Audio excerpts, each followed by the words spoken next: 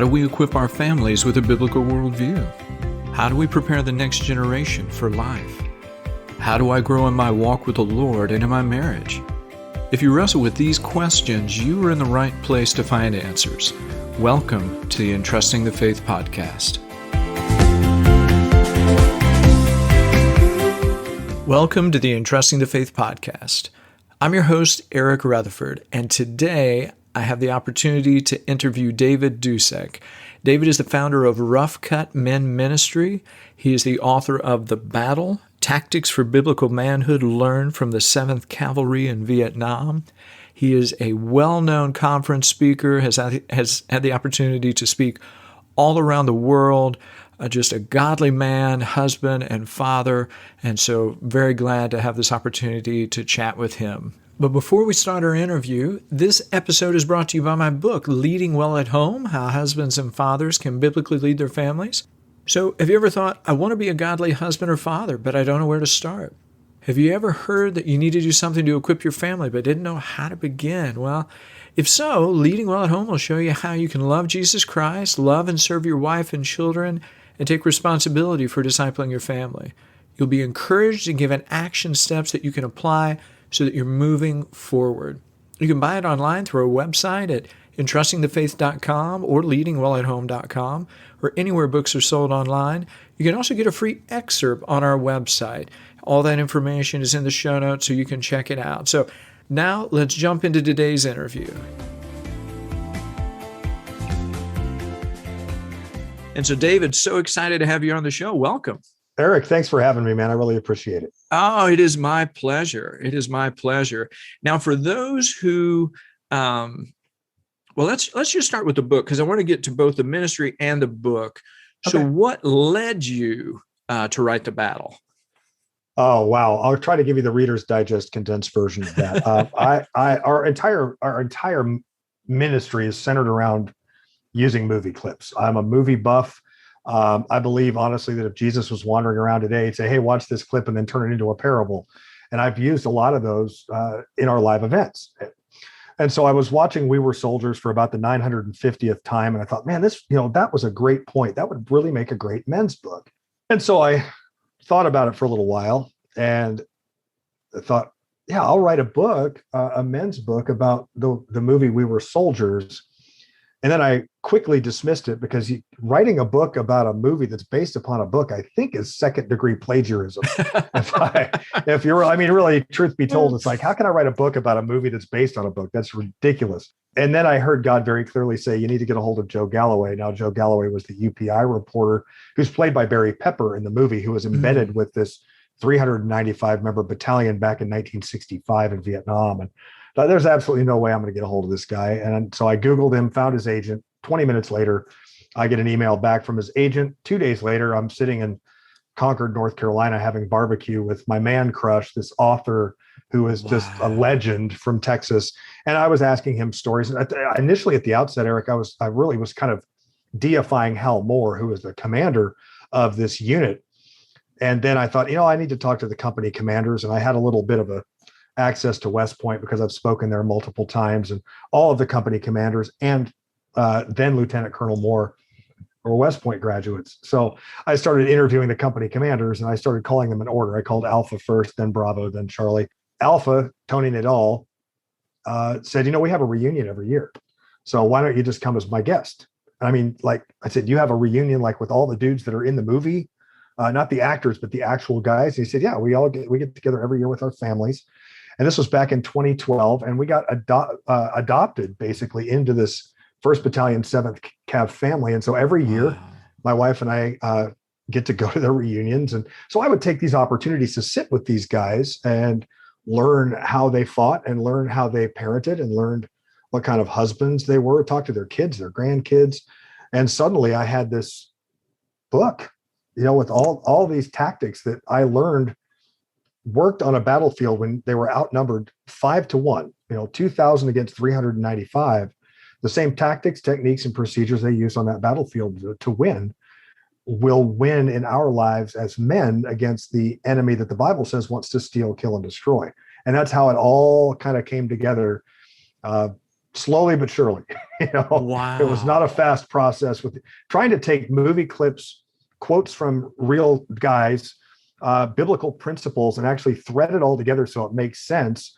Was the biggest challenge I had, was trying to get all these different components together so that it was seamless in each chapter. And it took a number of years just to kind of cut and paste it all together so it made sense.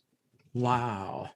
Now, when you were sort of at the beginning, you were watching We Were Soldiers, and it's fascinating because I watched it years ago. I watched it within the last 3 months. It was on some streaming channel. I don't remember which. Anyway, I was watching it, thought, wow, I love the movie.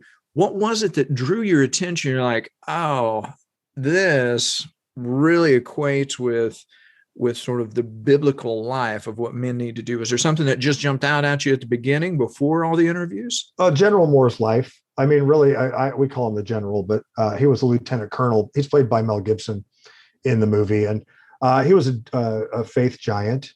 And so that very, very active in his church in Auburn, Alabama. And that was really why it all started out. I'm like, this guy is a faith giant, and he was out on the battlefield putting everybody else first. And there, as I was interviewing, I discovered things that they portray in the movie. I'm like, was he really like this? Did he cry when he lost a trooper? And he absolutely did, just like his kids. And when not to give spoiler alerts, but I interviewed a lot of the troopers that were there, saying, what were his favorite sayings, and what do you remember the most about him on the battlefield? And then I asked his kids, what did he say all the time? And they were identical. He said the same things to his troopers, who were all kids, 18, 19, some of them, draftees, quite a few of them actually. And he just loved his soldiers as much as he loved his family. They really were his family. And that was what jumped out at me the most. But it really came to fruition as I was interviewing the real men, because movies, Randall Wallace directed We Were Soldiers. He also did Braveheart. Is it theatrical or is it reality? And honestly, Eric, it is the most accurate war movie ever made for one reason, and that's because Joe Galloway and General Moore sat in director's chairs right next to Randall Wallace for every shot that was taken for the movie, to make sure that even their ribbons, their uniforms, their dialects, their accents, everything was spot on. And that's why, and most of what happened on the battlefield is nearly 100% accurate. And that's why I fell in love with the movie. I just think it's the best movie ever made. But now that I know the guys that are there, I might be a little bit biased. No, that's fascinating.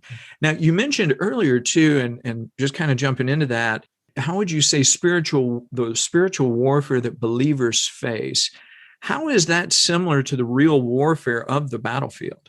Well, I'm really an expert on men. I'm in men's ministry. I'm an expert on men because I are one. I mean, I can't not know a lot about that. And really, tactically, the enemy of our souls fights very similarly to any sort of opposing force you would find, whether it's Vietnam, Korea, Japan. I mean, they all have the same tactics, which is take out your leader first, take out your heavy gun second, take out your communications third.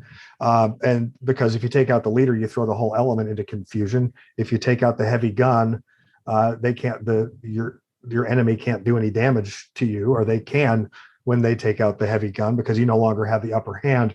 And then lastly, taking out the communications guy, the radio, because now there's no longer any lateral battlefield communication. You can't call in any artillery, you can't call in reinforcements, resupply, medevac, and you can't even get off the battlefield if you can't call your Uber. You're stuck without your communications. And it translates so well into being a man in the world today, in the arena of spiritual warfare, because the enemy of our souls has figured out that if you take out the man, you can wreck a marriage, you can wreck the kids, and you can crush the generational legacy that comes after him. It's one shot, multiple kill with this guy.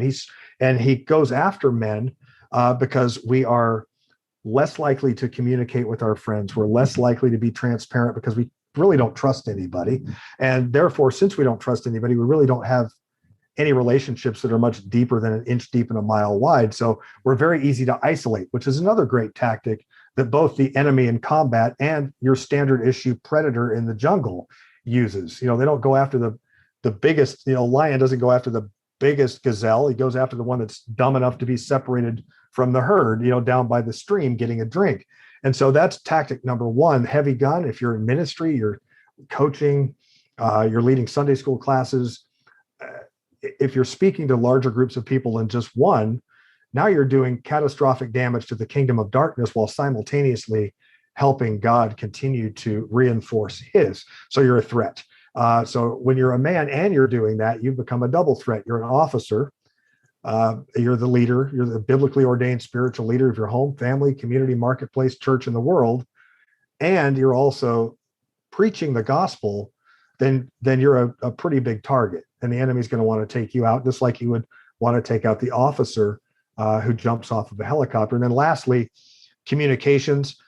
In my experience as a guy, not as a minister of the gospel or as an author or speaker, but just as a husband and a father of 5 adult kids and all the train wreckage that's gone on and a late life salvation and everything else. One of the things that tends to happen is when the wheels come flying off of life, I isolate. And I don't really want to answer my phone. I don't want to talk about it. So when I get phone calls from guys who haven't heard from me for 3 or 4 days, I just dump them into voicemail. And then it degenerates into, instead of going to my quiet time in the morning, I go right to my computer and check my email. And then suddenly I have no spiritual disciplines either. So I've cut off all of my lateral communication and I've cut off all my vertical communication. In other words, like the battlefield, I'm no longer talking unit to unit on the ground, and I'm no longer able to get close air support, spiritual artillery, or I'm not talking to the command chopper, God. And so those are why it's so similar. Spiritual warfare and real world actual battlefield combat. The enemy works the same way. That's powerful. And, as a guy, I can totally identify with everything you just said, right? So it's like, I totally know about isolating when things get rough, I pull back. And that's fascinating to hear in the same way of actual combat in real life, how similar those things are. And so it makes so much more sense to me now when we're talking about spiritual warfare. There are some very tangible things and tangible similarities between the two. And so that's fascinating to, for me to understand better. And warfare is warfare. And it's fought really the same way, regardless of the enemy. They have the same playbook. Take out leader, take out heavy gunnery, take out communications. You've made that man an island, or you've made that platoon an island, depending on where you are. One of the chapters you talk about managing multiple fronts.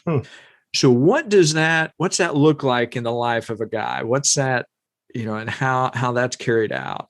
Well, I'm a subject expert on me. I have 5 kids, 2 grandkids. They're all over the world. I got a kid in Australia and one in Chicago, one in Greenville, South Carolina. I live in Florida, just as a point of reference. But I also manage an international ministry. I travel about 120 days a year. I've got an amazing wife. And it's very easy for me to get that stuff out of balance. If you're an accountant, then there's a fair probability that you're going to be working your tail off from January 1st to April 15th.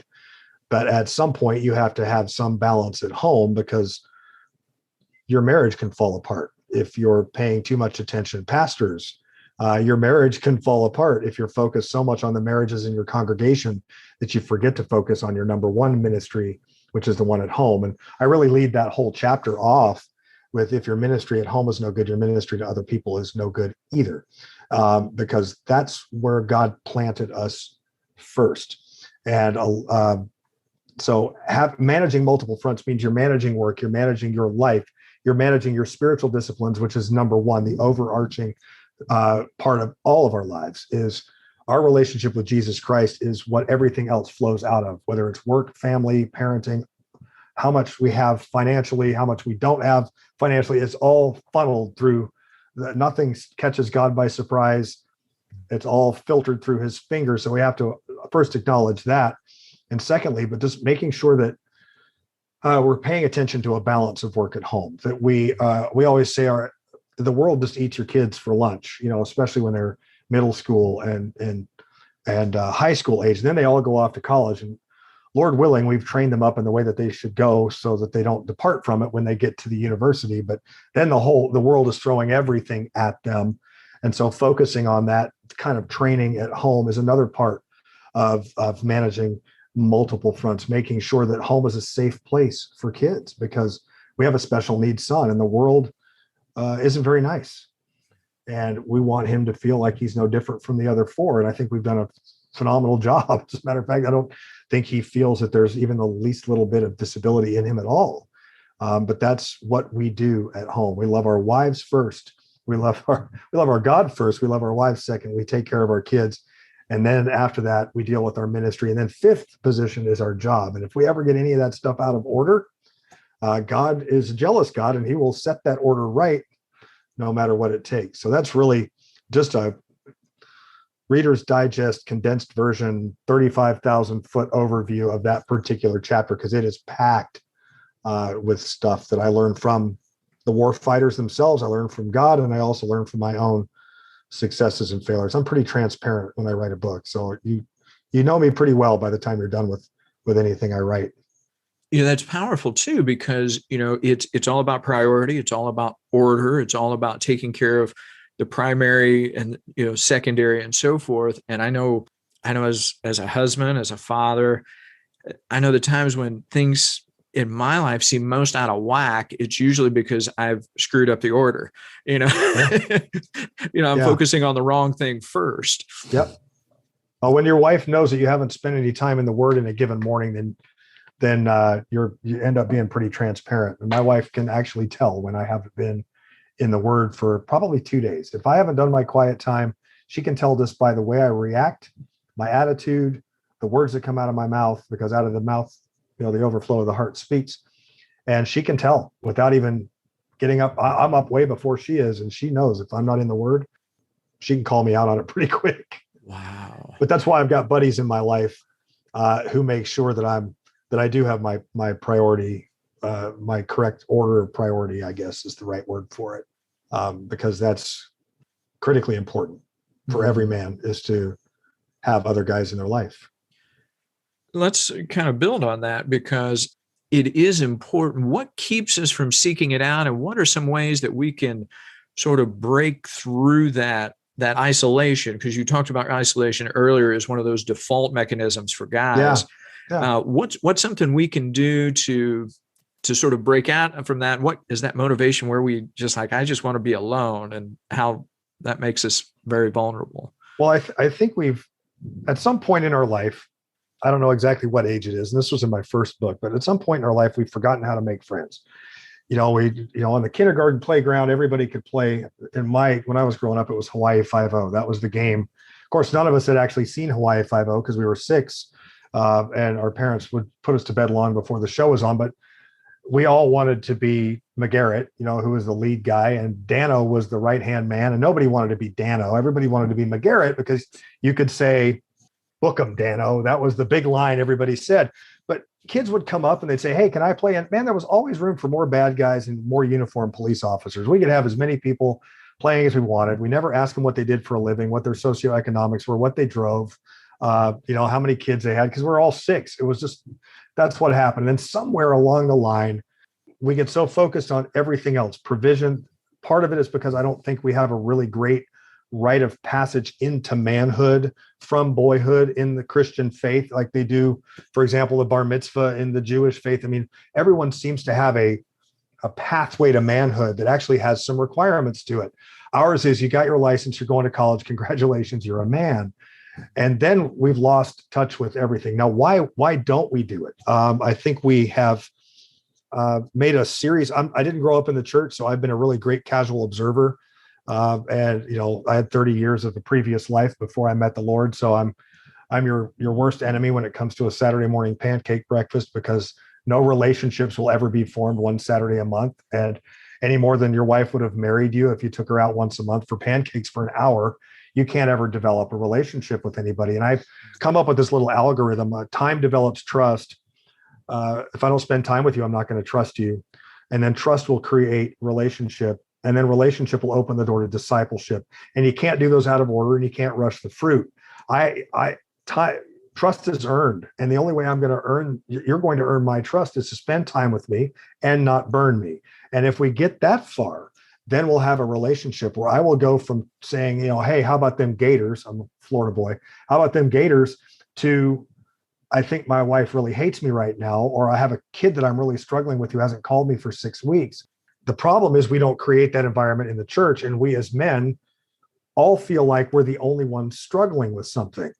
But the enemy's bag of tricks is not big. I mean, he's been doing the same junk for thousands of years, starting with Adam and Eve, and he just keeps repackaging it, but it really hasn't changed all that much. The number one mission is to isolate a man from other people, because that's when we make the worst decisions. Because without support, without encouragement, without accountability, we're going to choose the word. At least I know I will. You give me 10 choices, I'll pick the worst one every time, because there's wisdom in a multitude of counsel, and without it, there's no wisdom. So I think we're reticent to get really connected because we're embarrassed, or we are defeated to the point where we've flat given up. And that's right where the enemy wants us every time. And that's why it's so great to have a couple of guys in my life who will drag me literally off the spiritual battlefield when the world has blown my legs off, like Omaha Beach and Saving Private Ryan. So, and pick me up, dust me off, and encourage me and say, you know what, you're going to make it, and I can live to fight another day. And that's that parallel to combat. Nobody goes wandering into the combat theater without Overwatch. You never go into a firefight alone. You never walk outside the wire of your forward operating base in Iraq or Afghanistan alone. You always have someone scanning the tree lines or the rooftops behind you to make sure that the enemy doesn't shoot you in the back while you're trying to do your job. And that's no different for us, no matter what that job is. Maybe we might not be kicking doors in Baghdad.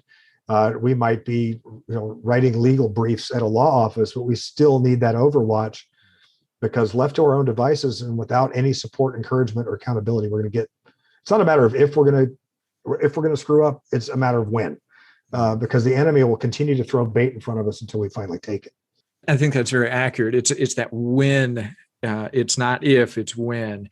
Now, for those guys who are listening, they're like, yeah, I agree, I need that. Do you have any suggestions for how they can find 2 or 3 guys? Is there something they need to look for? No. I mean, I often joke that it's kind of like a dating relationship. There's some that just don't work, and there's some that do, and you go to a small group, and I can tell you, I've got, I go to a rather large-ish, 12, 18 guys, small group, and 12 to 18, I'm not going to be transparent. I'm not going to tell you what's really going on until the car door slams or we're sitting across the table from each other at a Starbucks, because I that's too many people. So what I would advocate anybody do is just first of all pray, because God, will reveal to you, hey, you should probably check in with this guy. Keep an eye on your social media, because social media is a great way to notice that there might be someone struggling, and then sometimes it's the ambiguous, oh, my life sucks post that someone puts up, but that's an opportunity right there. God left the 99 to go after the one, and we should too. So we say, hey, are you all right? And they say, well, no, sometimes it's look at me, I need attention, but sometimes they really are struggling, and they have no other outlet, so they just bang it out on their keyboard in hopes of someone seeing it. And so many of us just scroll past it. I'm one of those guys that I will send a private message, say, hey, you all right? No, I'm not. It's usually what you get. And then I either meet them or I connect them if they're somewhere else besides where I am. I know people everywhere, so I connect them to someone that they know. First thing you got to do is just make a date with somebody. Again, really weird statement to make in the world of men's ministry, but we're hyper connected. Ask a guy, say, hey man, I really, let's go shooting. Let's go play golf. Let's go out in the boat. Let's go get some coffee. Just go do whatever it is you like to do, but take somebody with you, because it's time that's developing trust. We have to start with time, or there'll never be trust.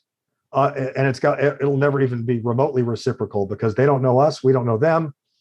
That's how my relationship with my best friend started. I mean, he was my boss some 18 years ago now. And we've been through so much together. And because we've been through the death of our respective mothers-in-law, the collapse of the Florida housing markets, and my emergence into ministry, those are big deals, and they were almost all related somehow to our wives. And changing jobs and going into ministry is something that, you have to have a guy walking alongside you to do that, because there's some things you just can't bounce off your wife, especially if you're going to put everybody in financial jeopardy right out of the gate. Just through the course of time, we went from working together to dealing with so many things. I have lost count of how many times he'll come into my house, or we'll, sit down at a table, and the topic of whatever the topic might be leads off with, man, I've never told anybody this, but, and you've arrived when a guy says, I've never told anybody this, but, because the rest of that sentence is, I trust you enough to know that, number one, you'll never tell anybody, and number two, I will get wise biblical counsel because I know who you're connected to. But you got to start somewhere, and it starts just like a marriage starts with a date. A good relationship with a Jonathan or a David or an Aaron and a Hur, to use biblical examples, starts with going to do something together, something you like to do, and let God continue to guide that, just like he would a marriage. And it really is a marital covenant in a lot of respects. I mean, I trust my best friend with my wife and my wallet. He can access bank accounts. He can look at calendars. Billy Graham said, if you want to know where a man's heart is, look where he spends his time and his money. And left unchecked, I will wreck both of those. So I've given him carte blanche to peruse it at his leisure and call me out on anything that isn't right. That is powerful and encouraging too, because it's not like rocket science. It's just about observation. It's about just saying, hey, let's go do something. And then just seeing how that trust level develops, and then find out who you can trust, who you can't. Then you start building that trust. So but you got to start somewhere, Eric. I mean, that's really the bottom line, is grab a guy at church, grab a guy in a small group, grab a guy that is a believer at work, just go do something. And don't grab a guy and say, hey man, we're going to go through Wild at Heart and we're going to talk about a chapter a week. It's like, no, we got enough of that. We have enough Bible studies to last until Jesus comes back. And we got places to do that. That's what small groups are for. These kind of conversations with one or two other guys, they're real. They're gut level. They're authentic. They're transparent, because that's the piece that most men are missing. And asking hard questions and having to answer even harder ones. I mean, that's really accountability. Unfortunately, that particular piece of it, every time I mention that word, you see guys tense up, and your listeners are probably about to lose their mind, because accountability is so maligned, especially in the church and in the financial world. Like accounting, it's very important. But accountability has become this vision of some guy scrolling through your internet history, or and looking through your phone logs, or checking your email to see who you're talking to. And that's really not what it is. Accountability is, honestly, it's nothing more than extending permission to another man, and it's reciprocal. He's extending it to you as well, to call into account anything, whether they're words or actions, any of those things that no longer line up with who we say we are in Christ. And if those words or actions do not line up biblically, or Jesus would have never said it, then that we have voluntarily given that guy permission to say, dude, did you really mean to say that? Is that actually what you meant to say to your wife? Because wow, because their mission is to make us better men, and vice versa. I like that. I like the way you've described that. It's not this punishment kind of give and take mentality. It's how can we help each other along? How can we keep each other in line? How can we keep each other between the ditches, so to speak? It's moving us forward. I like that. You, the founder of Rough Cut Men's Ministries. So what is Rough Cut Men's Ministries? Well, Rough Cut Men Ministries started out as an event. I was actually doing leadership training with another organization, and someone asked me to speak at a retreat, and I agreed because we were in ministry and the word honorarium came up. So I jumped all over it, and didn't really know what I was going to talk about. Had a 7-hour drive to come home and think about it. My wife said, why don't you use all those movie clips that you've written down? And so this is so far back, I had to go to Blockbuster and rent the movies and take them to a buddy's house who was a TV producer and rip out the parts that we needed, burned them onto a master DVD, and off I went to do this event that suddenly became Rough Cut Men, which is a strategic combination of Hollywood action movies, real world stories of successes and failures, including my own. I'm very transparent. Guys you'll know, a lot of biblical truth, And then it's kind of peppered with these strategic 15 to 20 minute 4-man, what I call fire team breakout sessions, which is a fire team is what fits inside an armored vehicle on the combat field. And you'll understand that if you read the chapter in the book called It's All About the Fire Team, you'll know why that's so important. So I place these guys into a discussion. I have one laser focused mission, and that is to get guys, like you mentioned, to talk about what's really going on in life. The problem is that there's no trust because we haven't spent time.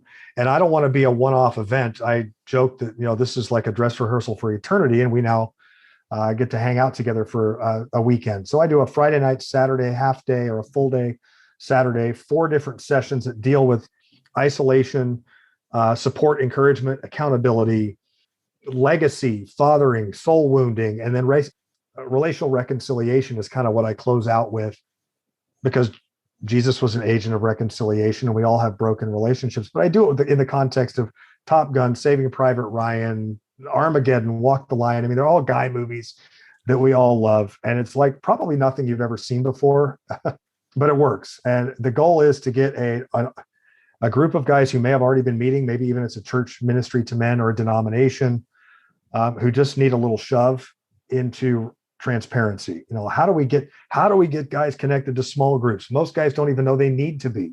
So I create the need, and then I create the need that most men don't know they have, and then I equip the church to fill that need, and also take the onus of connection off of the church, so that they're not spending countless thousands of dollars every month trying to get guys together, and create this desire inherently in a guy to go hang out with another brother in Christ at the golf course or at a coffee shop because they like their company. And because if you can get strong men meeting over coffee, then you automatically by default have a strong church. You can't artificially create that. Strong armies are built from the bottom up in the fight. And then it's not built at the division level. It's built all the way down at these little fire teams of 4 men who are out doing the real fighting. Then I started working with the military. Started working with Teen Challenge, which is Christ-centered residential drug recovery. Then I started going overseas to work with overseas military, both U.S. and international militaries. Wrote a book called Rough Cut Men. That was my first book. It went #1 on Amazon in Men's Christian Living, I believe, in 2017. My passion is speaking to groups of men. That's what I do. But there are books, obviously there are books on Amazon, and you can get them on our website, and they're everywhere. Everywhere you buy books, you'll find our books. So it sounds like then you create an environment where they're able to connect, and where they're... That's exactly it, Eric. I create an environment. I believe that transparency in and of itself will breed transparency. And the most successful speakers on the planet right now talk about their own failures, because no one wants to sit underneath a guy for 4 or 8 hours and hear how much they could be like him. So I'm very real about the fact that I'm divorced, remarried. I had a suicidal son. That my ex-wife died of cancer in 2009. I have a prodigal kid. I was a prodigal kid. I didn't speak to my dad for 20 years. I mean, all these things that I'm very real about, because a guy out there will say, you know what, if the guy on the platform is that messed up, then I'm okay. And then a guy next to him will say, man, this guy's totally reading my mail right now, because I was just talking about my ex to somebody the other day, because 42% of the guys are in the church are divorced and remarried. I met the Lord as a result of my whole life imploding at that season where I just didn't have any God. I wasn't invited to the first wedding. He wasn't invited to my divorce. And there I was. I'm real about that stuff. And when you are transparent in front of people, it creates an environment where they say, you know what? If it's okay, it's okay. And I'm finally going to talk about what's really happening in my life. That makes sense. And it is, because it creates that almost that reciprocal, okay, he's being transparent. I feel safe. I can be transparent. We can start having those conversations. And you also talk about that. I like that. It's like, I can identify with him because, I've screwed up here. I've been hurt here. I've made a train wreck of my life here, and then it's like, I'm not alone. And I drop a single loaded question at the end of every session for those 4-man breakout discussions. And I only give one question, because if you give any more than that, here's a free men's ministry tip. If you give more than that, you have one guy that never shuts up and one guy that won't talk at all. That's the typical and two guys that are just kind of average. That's your standard issue around the table discussion. One guy wants to wax poetic and get theological and dazzle you with his biblical brilliance. The other guy is so embarrassed by what's going on that he just sits there with his arms crossed and says pass anytime anybody asks him a question. So I make the questions comfortable. It levels the playing field, so to speak, that there is no theological superiority from one person to the next, and it creates an environment of comfort because I've already set the table of transparency for them as well. And the conversation question just kicks things off, because when they leave, I want them to be connected for Monday and Tuesday and Thursday afternoon, and not just waiting until next Sunday or the next men's breakfast to have a relationship. And that's why I'm transparent. That's why the questions work so well. And I've seen, I think at this point, over 700 small groups that didn't exist that got spun off of live events we've done since 2009 that I could quantify. There's probably a lot more than that, but I just know for a fact that there are about 750 of them that are measurable, that I know still exist, some of them. That's fantastic. That is God doing good stuff right there. In spite of me. He'll make rocks cry out so he can use an idiot like me also. That's just how it works. Just the conduit for God's work here on earth. That's good stuff, though. And that is encouraging to me. That is to our listeners. Man, that's good stuff. Man, I hate to say this, but man, we're sort of winding down our time here. So for our listeners who want to know more about you, about your ministry materials, where would you want them to go? They can go to our website, which is roughcutmen.org, and you'll find all the books. You'll find my bio. You've got contact. It goes right to my cell phone. If you send me an email, I get it, and I actually do respond. We also have an 8-week video series that we filmed all over the world that's based on our first live event.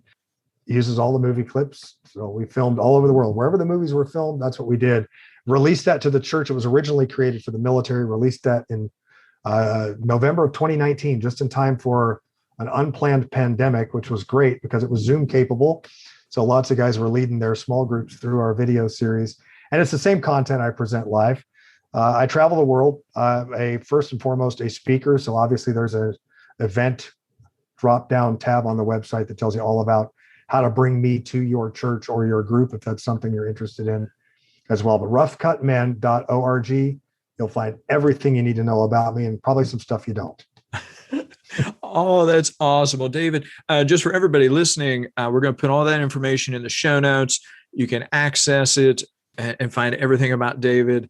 Man, thank you so much for joining me today. This has been a gift to me as well as to the audience. Eric, like I said, every relationship is a dress rehearsal for eternity. So we got to meet each other on this side of the throne room, which I think is pretty cool. So if you ever need me, you know how to find me. Awesome. Well, thank you so much, David, and we'll be talking soon. All right, brother. God bless you, man. Thanks so much, Eric. Wow, wonderful conversation with David. A few things that jumped out at me. First is the similarity between what would be battlefield warfare and spiritual warfare. And he talked about taking out the leader first, taking out the guy in the marriage, because you wreck the marriage, you can take out the kids and cause long-term generational damage.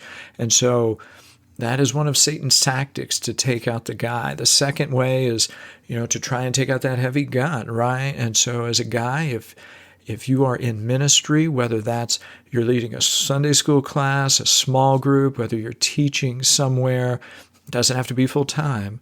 However, you're engaging not only in the home, but out of the home, there can be great repercussions if Satan can attack us that way.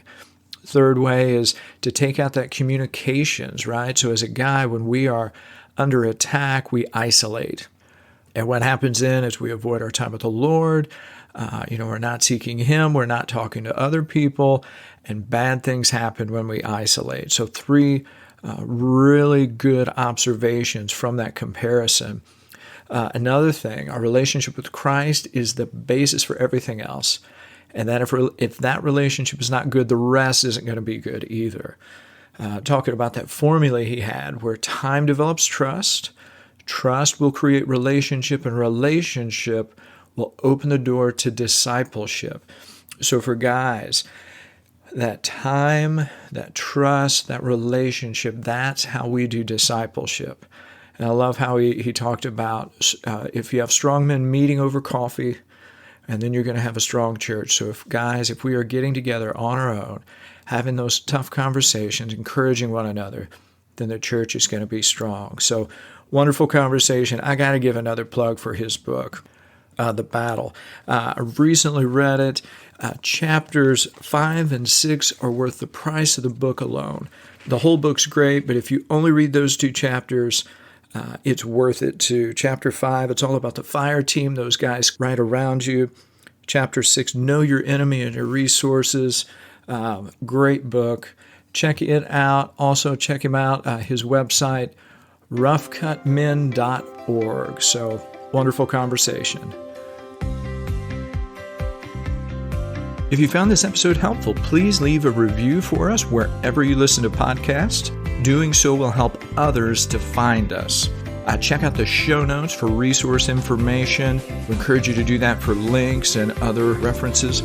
We'd like to hear from you, so you can message us your questions or comments on Facebook, Instagram, at Entrusting the Faith. You can email us at info@entrustingthefaith.com. If you go to our website, which is www.entrustingthefaith.com, you can sign up to our email list and receive free resources as well as upcoming podcast episode information. So check it out. Lastly, just remember, legacies are built a day at a time. So start now.